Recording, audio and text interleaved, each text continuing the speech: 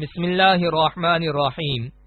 صرف 5 منٹ کا مدرسہ قرآن و حدیث کی روشنی میں 10واں دن 10 محرم الحرام۔ نمبر 1 اسلامی تاریخ۔ حضرت ادریس علیہ السلام کی دعوت۔ حضرت ادریس علیہ السلام جوان ہوئے تو اللہ تعالی نے آپ کو نبوت سے نوازا اور 30 صحیفے نازل فرمائے۔ نبوت ملتے ہی آپ نے دعوت و تبلیغ کا کام شروع کر دیا۔ مسلسل دعوت دینے کے باوجود تھوڑے سے لوگوں نے ایمان قبول کیا اور اکثر لوگ جھٹلانے اور ستانے میں لگے رہے۔ جب لوگوں کا ظلم و ستم حد سے بڑھ گیا تو اللہ تعالی کے حکم سے اہل ایمان کو لے کر بابل سے مصر چلے گئے اور دریائے نیل کے کنارے آباد ہو گئے، اور آخری وقت تک لوگوں کے درمیان انہی کی زبان میں اللہ کا پیغام اور دینی دعوت کا فریضہ انجام دیتے رہے۔ ان کی شریعت اور دعوت کا خلاصہ یہ تھا کہ توحید پر ایمان لاؤ، آخرت کی نجات کے لیے اچھے عمل کرو، تمام کاموں میں عدل و انصاف کرو، ایام 20 کے روزے رکھو، زکوٰۃ ادا کرو، نشہ آور چیزوں سے پرہیز کرو، شریعت کے مطابق اللہ کی عبادت کرو وغیرہ۔ وہ آخری وقت تک لوگوں کو دین کی دعوت اور اچھے کاموں کی نصیحت کرتے ہوئے 365 سال کی عمر میں اپنے خالق حقیقی کے دربار میں پہنچ گئے۔ نمبر 2 حضور صلی اللہ علیہ وسلم کا معجزہ، ابو جہل پر خوف۔ ایک مرتبہ ابو جہل نے لات و عزیٰ کی قسم کھا کر کہا کہ اگر میں نے محمد صلی اللہ علیہ وسلم کو زمین پر ناک رگڑتے یعنی سجدہ کرتے ہوئے کبھی دیکھ لیا تو اپنے پیروں سے نعوذ باللہ اس کی گردن رون ڈالوں گا۔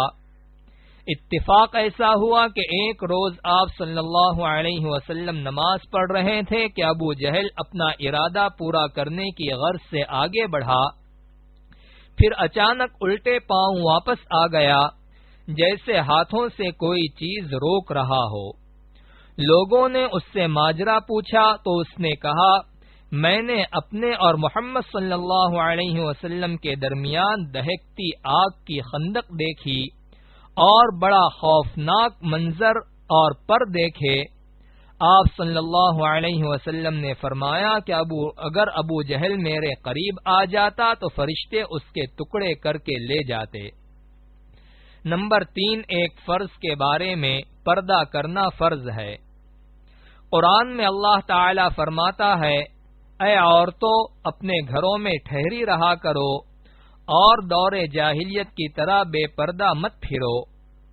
فائدہ، تمام مسلمان عورتوں کے لیے ضروری ہے کہ جب کسی سخت ضرورت کے تحت گھر سے نکلیں تو اچھی طرح پردے کا خیال رکھتے ہوئے باہر جائیں، کیونکہ پردہ کرنا تمام عورتوں پر فرض ہے۔ نمبر 4 ایک سنت کے بارے میں، نماز کے بعد یہ دعا پڑھیں۔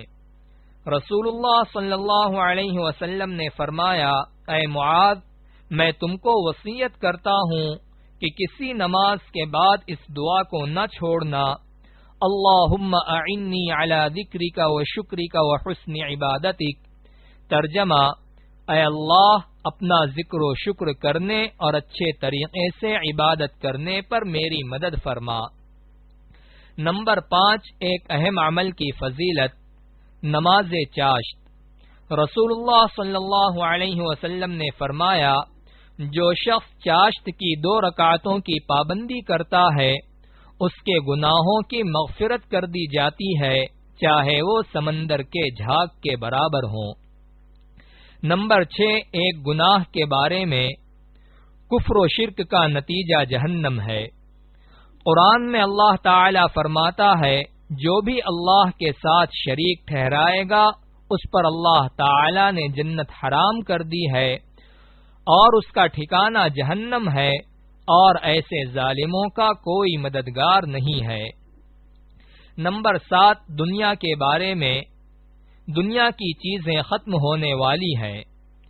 قرآن میں اللہ تعالی فرماتا ہے، جو کچھ تمہارے پاس یعنی دنیا میں ہے وہ ایک دن ختم ہو جائے گا، اور جو اللہ تعالی کے پاس ہے وہ ہمیشہ باقی رہنے والا ہے۔ نمبر 8، آخرت کے بارے میں رسوائی کا عذاب۔ رسول اللہ صلی اللہ علیہ وسلم نے فرمایا، قیامت کے دن بندے کو ایسی شرمندگی لاحق ہوگی کہ وہ پکار اٹھے گا، یا رب آپ مجھے جہنم میں بھیج دیں، یہ میرے لیے اس ذلت و رسوائی سے زیادہ آسان ہے جو مجھے اب پہنچ رہی ہے، حالانکہ اس کو معلوم ہوگا کہ دوزخ میں کتنا سخت عذاب ہے۔